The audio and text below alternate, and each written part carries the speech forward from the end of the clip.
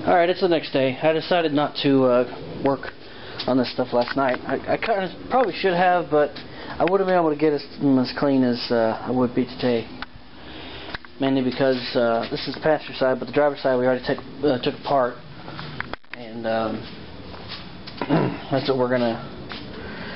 That's what we got to do to those two, the control arms. So we got to take the bushings out of them before I can actually clean them.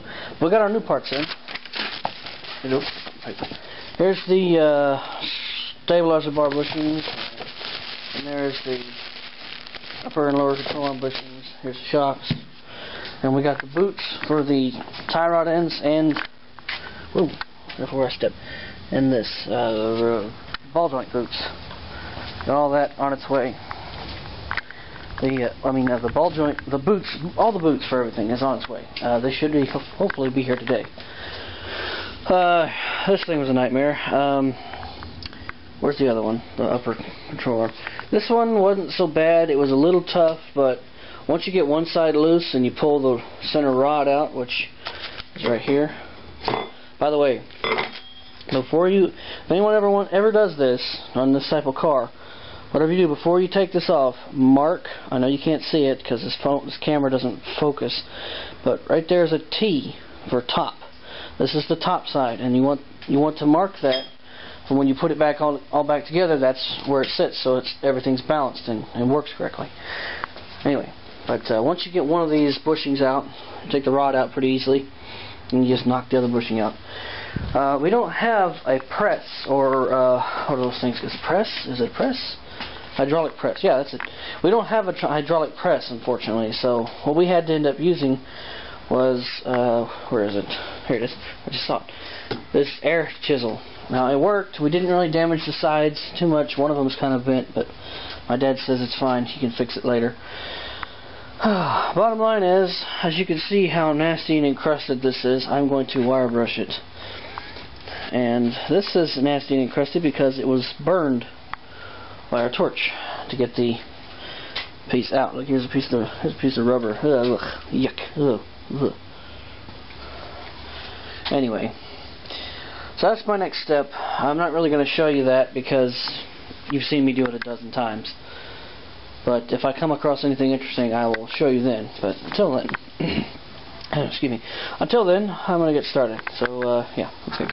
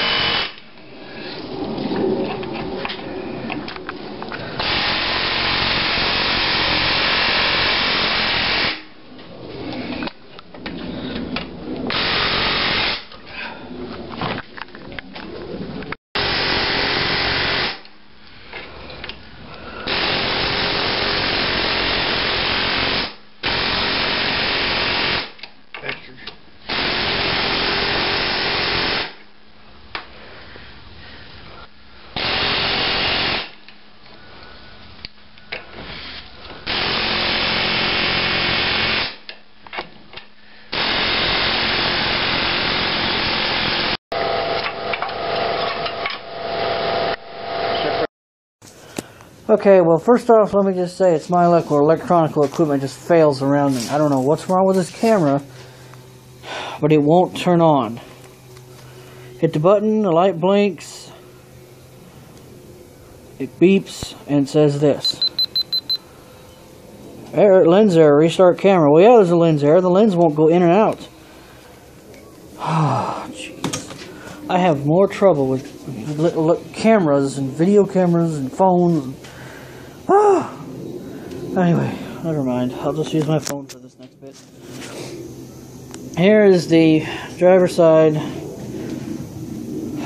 lower control arm. As you can see, it is nice and, well, I wouldn't say nice and perfectly clean, but it's clean enough that I can shoot some paint on it and not worry about it. That's exactly what I'm going to do. In comparison, here's the passenger side. Has not been done yet. Driver's side, nice and somewhat shiny. Passenger side, all caked up and grody. So, yeah. Alright, I'm going to do the passenger side one now, and then I'm going to take a short break. I'm going to do both the upper ones. After that, I'll take apart the spindles, which should be over here somewhere. Well, you know what they look like. I'm going to take apart the spindles. I mean, not the spindles. I'm going to take the hub and rotor off and then clean up the spindles real good. Give them a nice coat of paint.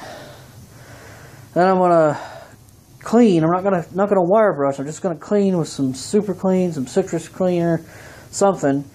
The stabilizer bar. I'm not going to paint it because I may or may not paint it. It may not need paint. I don't know. It doesn't matter. Anyway, let me get back to work on this.